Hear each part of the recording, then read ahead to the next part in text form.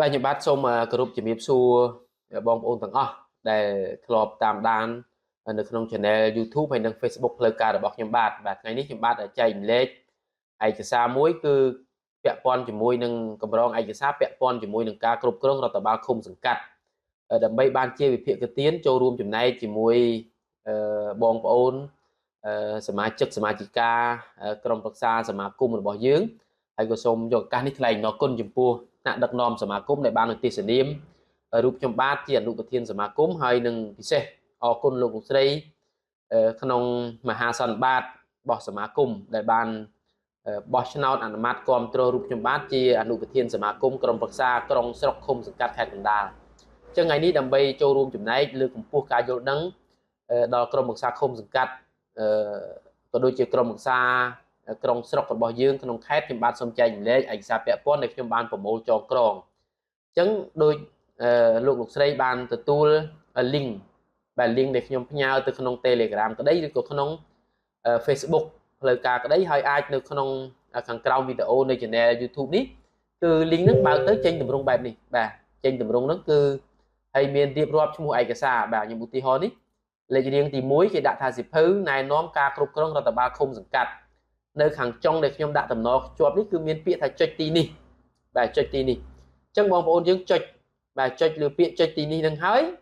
ទូរស័ព្ទខ្លះក៏ចេញតែម្ដងមកកុំព្យូទ័រងាយទៀតគឺចុចពីលើនឹងទៅវានឹងនាំទៅរកឯកសារនឹងហើយបាទខ្ញុំសាកល្បងមើលបាទនេះបាទអញ្ចឹងប្រព័ន្ធក៏នឹងនាំយើងទៅដល់សិភៅបាទទៅដល់សិភៅដែលខ្ញុំបានរក្សាទុកវានៅក្នុងតរ៉ៃបាទដែលបងប្អូនអាចមើលបានណាបាទហ្នឹងបាទប្រព័ន្ធនឹងនាំទៅដល់ក្នុងតរ៉ៃសិភៅនេះអឺមានច្រើនទំព័របាទមាន120ទំព័រដែលទើបតែចេញថ្មីកាលពីឆ្នាំ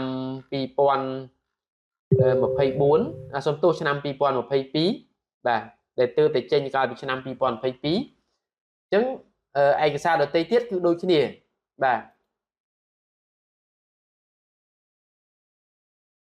អញ្ចឹងសម្រាប់ឯកសារដទៃទៀតបងប្អូន scroll ទៅខ្ញុំចងក្រងក្នុងនេះច្រើនបាទមានរដ្ឋធម្មនុញ្ញចុចទៅគឺមាន link រដ្ឋធម្មនុញ្ញមានក្របខ័ណ្ឌយុទ្ធសាស្ត្រស្ដីពីកំណែតម្រង់វិមជ្ឈការវិសហមជ្ឈការ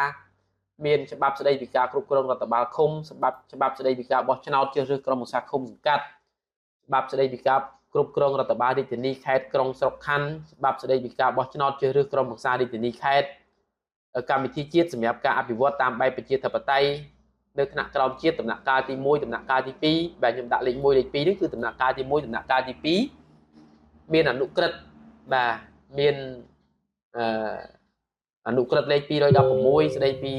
ទូនទីភារកិច្ចតំណាក់តំណងក្រុមប្រឹក្សាអនុក្រឹត្យលេខ22វិមជ្ឈការអំណាចទូនទីភារកិច្ចទៅឲ្យក្រុមប្រឹក្សាឃុំសង្កាត់មានឯកសារបច្ចេកទេសស្ដីពីតំណាក់តំណងរដ្ឋបាលអញ្ចឹងនេះកន្លែងពាក្យថាចុចទីនេះណាបាទចុចទីនេះនៅខាងចុងគឺខ្ញុំបានដាក់តំណភ្ជាប់ដើម្បីទាញទៅរកឯកសារទាំងអស់ហ្នឹងបាទទាញទៅរកឯកសារទាំងអស់ហ្នឹងហើយពាក់ព័ន្ធជាមួយនឹងការផ្ដល់សេវាសាធារណៈយើងក៏មានបាទអនុក្រឹត្យ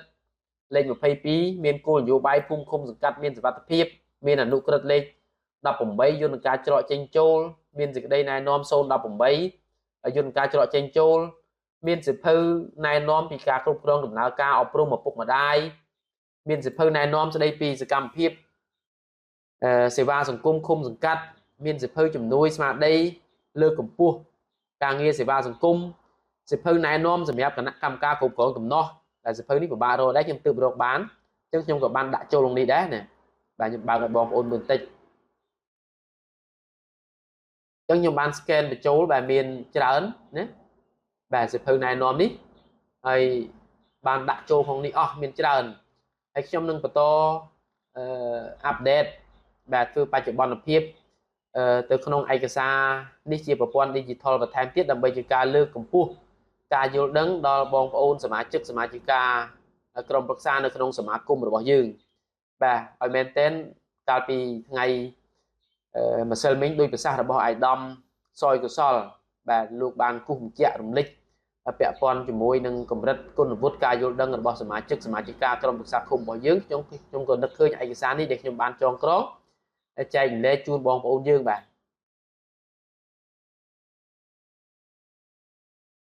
miền nơi kháng cáo mới chờ tiết đó bạn bong ôn ốm này hơi này non cây cà rốt ba không dừng cắt của miền hay nâng miền vẽ quan chỉ môi nâng ca không không bọc cái lắc nhom nâng updateแบบខ្ញុំធ្វើបច្ចុប្បន្នភាពឯកសារបញ្ចូលទៅក្នុងនេះអញ្ចឹង link នេះមួយអាចថាមានប្រយោជន៍ច្រើនសម្រាប់បងប្អូនជាក្រុមប្រឹក្សាឃុំសង្កាត់ក៏ដូចជា